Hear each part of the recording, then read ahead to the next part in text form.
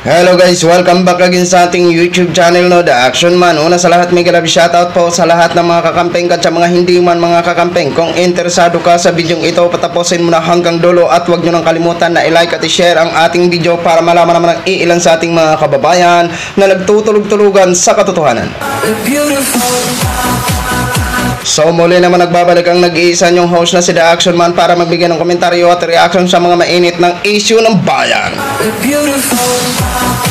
So ito ho mga ka-action, mga kakampeng, no, may gusto lang ho ako na i-share sa inyo regarding pa ito sa isang speech ni Vice President Sara Duterte doon sa Cagayan de Oro ho mga ka-action, na kung saan mukhang nagre-reklamo na ho ito. Mukhang napapagod na daw siya. At mukhang nagsisisi siya na kung bakit hindi niya na lang daw itinuloy ang kanyang pangatlong pagkakataon na maging mayor ng Davao. Ito ba ay talagang pagsisisi o talagang pagod o talagang paawa effect o drama effect? Kayo na lang ho ang maghusga. So ito ho mga ka-action, Bisaya kasi siya magsalita, so i-transfer ho natin sa Tagalog sa abot ng aking makakaya, ha. Ito na po, para hindi na ho tayo magtagal, para mahusgahan nyo na po kung ito ba ay napapagod na po ba siya. Kung ako sa iyo, Vice, kung ikaw ay napapagod na dyan sa DepEd, mag-resign ka na ho. Ito po.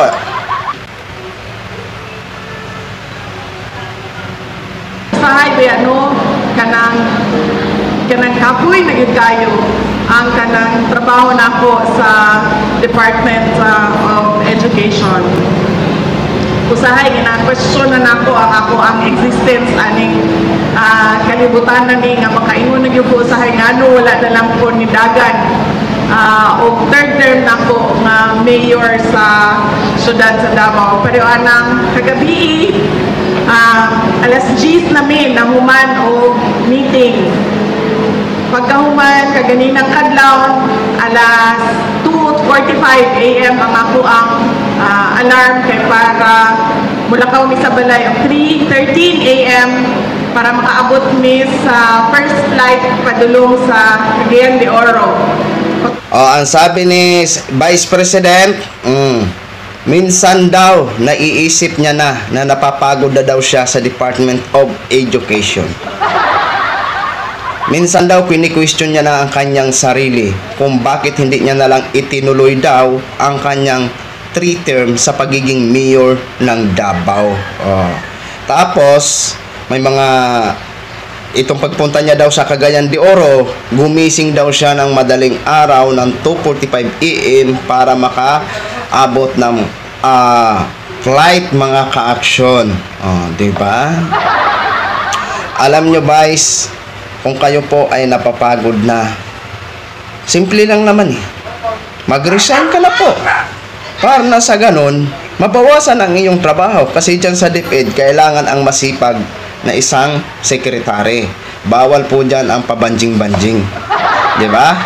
Hindi nyo na po kami masisisi kung ikaw po ay kinukundina namin dahil nga po sa crisis na kinakaharap ngayon ng DepEd. Bilang ikaw sana ang DepEd secretary, dapat masolusyonan nyo po yun, Vice. Ikaw po ang may gusto niyan di ba? Na magiging DepEd secretary tapos ngayon magrereklamo ka na napapagod ka na. Tapos minsan tinatanong mo pa ang sarili mo kung bakit hindi mo nalang itinuloy ang 3 term mo sa pagiging mayor ng Davao. Huwag mo na nga kami bula-bulahin, Vice. Sanay na po kami sa mga buladas na mga ganyan. Tuwang-tuwa ka naman na naging Vice President ka at naging DepEd secretary. Diba? Ituloy ho natin. Vice Mayor's League dito sa Butuan City. Gatubog ko pasalamat sa mga vice mayor o sa ilaha o pag-awhag kanila.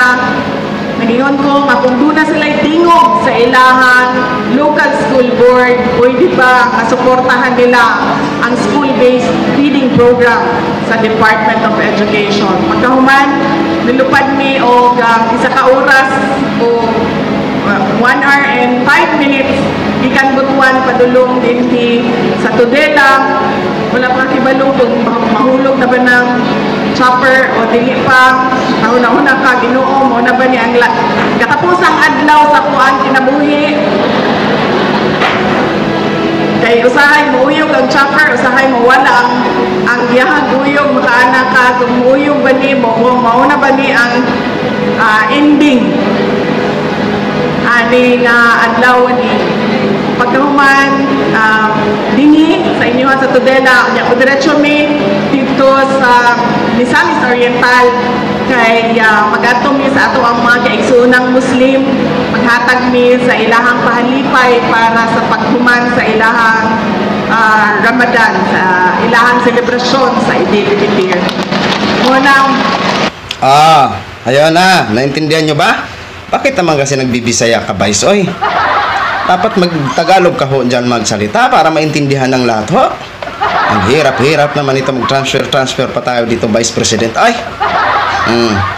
Nagpapasalamat daw siya sa mga mayor at kung gusto daw magboses ng mga mayor na suportahan ang programang feeding program, ayan, mga mayor, suportahan nyo po ang feeding program. Malaawa, maluoy na kayo. Nang sa ganun, maging okay na po yan kahit papaano maanuhan din po ang ating mga malnutrisyon na ating mga kabataan.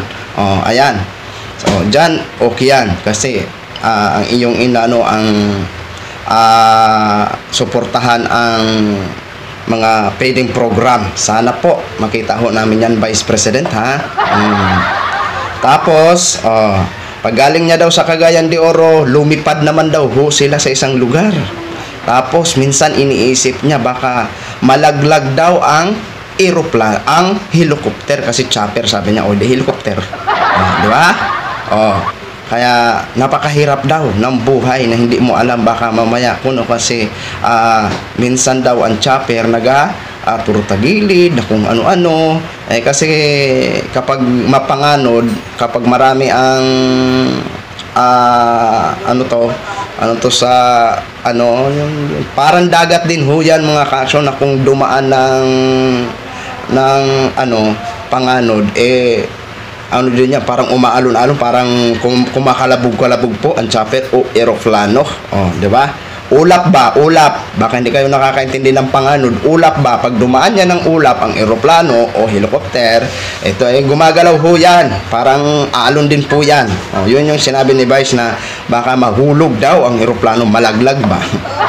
O ang helicopter ba? Baka malaglag daw ang chopper na kanilang sinasakyan. Okay? O tuloy ho natin. Pag makanungog ko mga ingana na kanta ma'am, makanungog ko usahay o kanang naimuhumong sa ako o kanang padayon lang makita na ko ang mga learners, ang mga estudyante, ang mga bata, kita na ko nga luoy kaayo, kinahanglan yun kaayo o dakong pagbago, reforms sa Department of Education kung nang makaanak kong siguro insakto pa, tama pa ang ako ang patindog hindi sa tubangan ninyo as Department of Education Secretary. So, salamat sa inyong paghatag o kusog ka na ko karong adlaw. I extend minsan daw pag makita niya ang mga kabataan na parang matamlay, naaawa daw ho siya. Na kailangan ho talaga na maano daw ang mga kabataan na masigla. Ayan. Kaya maraming salamat daw sa pagbigay sa kanya ng sigla. Vice, buti naman at nakikita mo mga kabataan. Baka mamaya bigyan mo na naman ng pulburon yan, ha? Kasi yan ang puro paborito, pulburon. Diba? Pulburon na kinakain, ha? Hindi yung kinalat ni Maharlika. Bad po yun. Sige, tuloy, bye. My warmest greetings to all the participant learners of the 2024 Regional Festival of Talents and the Department of Education Region 10, the host division of Misamis Occidental. I am very happy and excited to join this amazing gathering of talents and passion involving our elementary, secondary, and ALS students. Tinuod ko, kaganina, nagpasalamat si RD Art sa ako. Yun siya, daghang salamat ha, kay Gianhi, yun minimo sa Regional Festival of Talents. Sumoto na kaingon ko sa iya ha. RD, ikaw naman po'y nang-imbita na ako. Ang ubang region, bisan Region 11 gani, wagani kong i-imbita sa mga taga-Davao. Nalipay ko og dako kaya makahatag ko og higayon nga Nagtatampo si Vice, usahay daw hindi na siya iniimbitahan ng Davao. Eh baka naisip kasi ng mga taga Davao, wala namang magandang mensahe si Vice para ma-inspire ang ating mga estudyante. Charat! Para ma-inspire ang ating mga teachers. Kaya wag na lang natin yan imbitahin. Saka na lang siguro pag ayuda na. Pag magbigay na si Vice ng ayuda, saka na natin iimbitahin. Talay. Hatagan o inspirasyon ang ato ang mga learners para sa ilang kaugmaon. First and foremost, congratulations to each and every one of you for being part of the Regional Festival of Talents. Your presence here speaks volumes of your dedication to excellence and determination to surpass limits. As we witness your skills and abilities on display, let us not forget the significance of this gathering. It is a chance for us to learn from each other, to grow together, most importantly, to inspire one another. Kung ganin ni Art, duha lang ang naanini, ang mudaog o ang makakatkon, to win and to learn. Each of you brings a unique perspective and talent to this gathering, weaving together a colorful tapestry of creativity that enriches our community. Let this festival not only celebrate talent, but also serve as a testament to unity, friendship, and the limitless potential that resides within you. I commend the Division of Misamis Occidental for embracing the challenge and opportunity of hosting this event, and I applaud the Department of Education Region 10 for their unwavering commitment to championing and celebrating the skills of our learners. The 2024 RPOT holds the power to ignite the passion within every learner, propelling them closer towards academic excellence and the realization of our goals outlined in the Matatag Agenda. To all our learners from elementary, secondary, and ALS, I want to give you a special shout out. You are shining examples to your peers, and I am truly impressed by your dedication and your drive.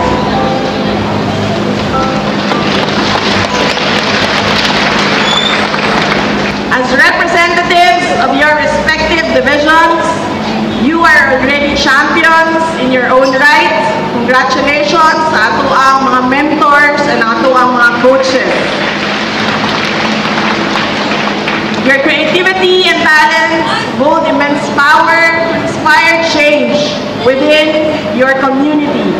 Keep shining bright, because you are the future leaders who will make a difference.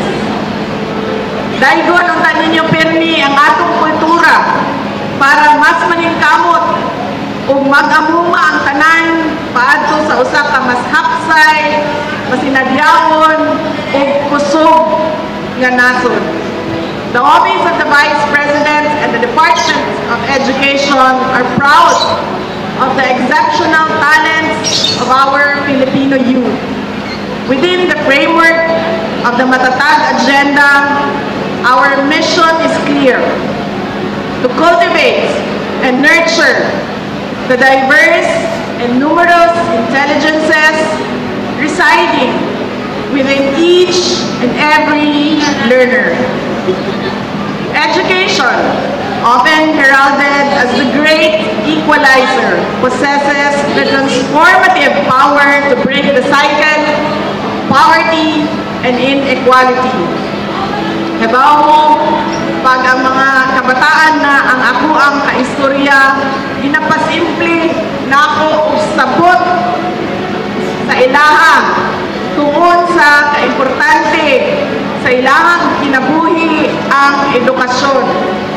Pananglitan, kitang sabi ni Vice, bawat daw na makakausap niya ng mga kabataan, pinapaintindi niya kung gaano kahalaga ang education sa buhay ng isang tao o isang kabataan ho, mga ka-aksyon, mga kakampeng. Okay, maganda ho yan ang kung ganyan ang mga advices. Oo. Kasi ang education, alam nyo mga ka-aksyon, mga kakampeng, no? Kahit wala man tayong yaman, kung mapatapos lang natin ang ating mga anak sa kanilang mga pag-aaral at may credential na ho sila, kahit wala man tayong mga bagay-bagay na yaman na ipapamana sa kanila, pero kung mapatapos ho natin sila ng pag-aaral, yan ang kayamanan na tanging ipamamana natin sa kanila, na kahit kailan ay hindi mawawala at hindi manakaw kahit kapatid mo, kahit mga tiyahin mo, etc. Dahil yan ang yaman na talino na ipamamana mo sa ating mga anak. Ipamamana nyo, ipamamana ko sa aking mga anak. Yung education, di ba?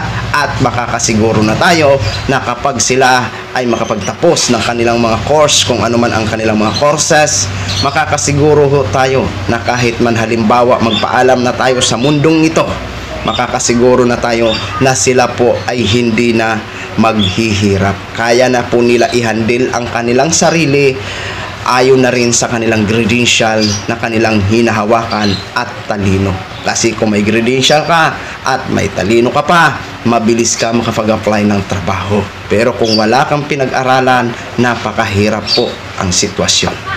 Diba?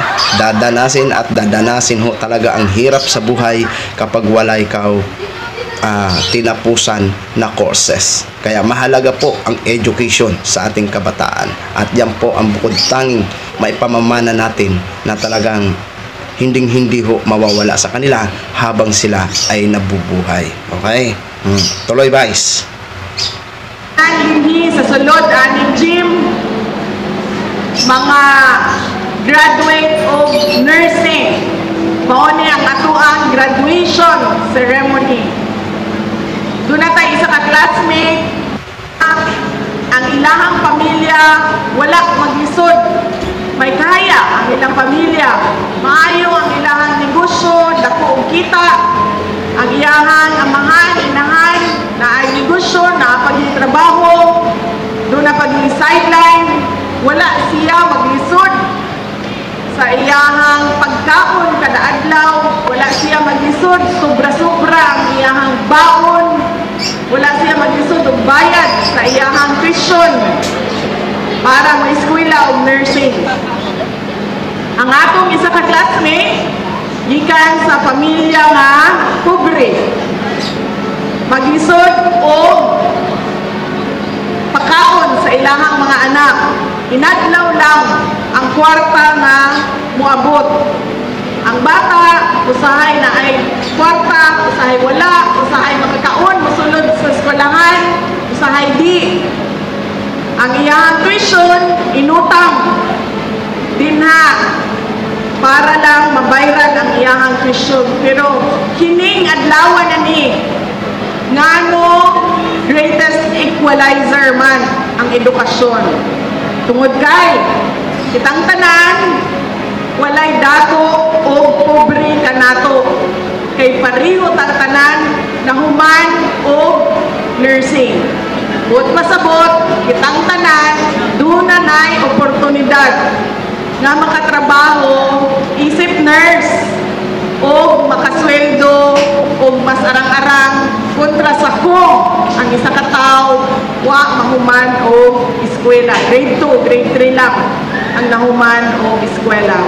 O kana, ang pasimple nga eksplanasyon nako sa mga kabataan nga unta inyuhang madam ug mapasabot kanila ang importansya sa ilahang pagtuon ug sa ilahang pagpaningkamot para sa ilahang edukasyon kay kana para sa ilahang kaugmaon.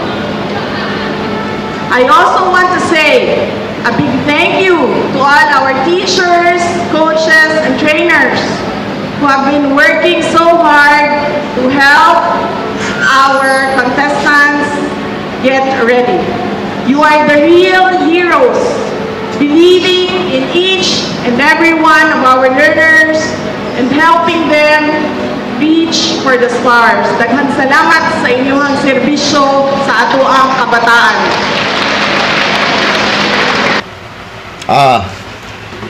Narinig nyo yung inspirational message para sa mga mag-aaral ni Vice. Yung pasimple lang daw na pag-ano niya sa mga kabataan. Kinumpara niya isang mayaman at isang mahirap, no? Okay naman ang naging inspiration niya, pero para sa akin kulang. Kung alam nyo kung saan ang part na kulang, doon sa mahirap. Eto. Ang sabi niya, ang isa niya ka-classmate, tapos may pinapaaral na anak, ay sobra-sobra ang baon araw-araw dahil may kapasidad sila sa hanap ng buhay dahil may mga negosyo ang magulang. Okay? Yun yung naging message niya sa isang mayaman. Okay? So, kaya mas maganda yun. Maganda yun na mag-aral ka na may pera ka kasi hindi sasakit ang ulo mo, lagi ka lang okay, makapag-aral ka ng maayos kasi pagdating ng exam at tuition fee, may pambayad ka automatic kasi nga mayaman ang pamilya mo. Napakaganda kung ganyan ang anak ng isang mayaman. Pero may mga mayaman ho, mga ka-aksyon na talagang wala na silang pakialam kung makapagtapos sila kasi sabi nila, mayaman naman ang papat mama ko, pero mali po ang klaseng pananaw yun. Paano na kung mawala na sa mundo ang mga magulang mo? Paano mo maihandle ang yaman na ibibigay sa iyo o ipamamana sa iyo ng mga magulang mo kung wala kang dunong, kung wala kang talino, kung wala kang pinag-aralan? May tendency na babagsak at babagsak ang mga kayamanan na ipamamana sa iyo ng magulang mo dahil wala kang pinag-aralan at hindi mo alam kung paano mo i-manage ang nasabing kayamanan. Okay? So, pagdating naman doon sa mahirap, sabi ni Vice, ang isa naman daw kaklase, minsan daw kakarampot lang ang baon dahil wala naman kapasidad na magandang buhay ang magulang ng isang mag-aaral, which is totoo po yun. At isa din po ako na nagsakripisyo sa pag-aaral. Ito lang ho ang masabi ko. Bahala na kayo mag-intindi doon sa message niya para sa mahirap at sa mayaman. Pero okay naman yon, pero kulang. Ito yung sana mas magandang i-advise ni Vice President sa isang mahirap. Halimbawa, ako nag-aral tulad ko. Halimbawa, isang mayaman, isang mahirap. Pag-usapan natin ang mahirap.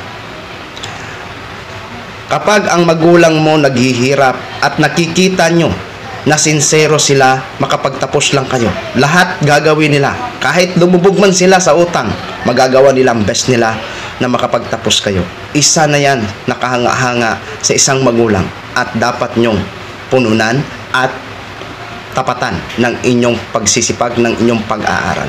Dahil sa totoo lang, ang pag-aaral ay hindi hadlang ang kahirapan kung ikaw mismo ay gagawa ng paraan kung paano ka makatulong sa inyong mga magulang at makatulong ka din sa inyong mga allowance. Di ba? Take note, ito mga ka-action, ako nagtrabaho, may mga may mga property naman ang mga magulang ko, pero kailangan namin magtrabaho kasi sasabay-sabay nga ho kaming mag-aral nung araw na yon. Sasabihin ko sa inyo, nakikisaka pa ako sa iba samantala may sakahan kami. Nakikisaka ako, pambaong ko. At alam na alam niya ng mga taga doon sa amin. Di ba? Pambaong ko yan. Pag Sabado at Linggo, trabaho ako niyan kung saan ako pumupunta.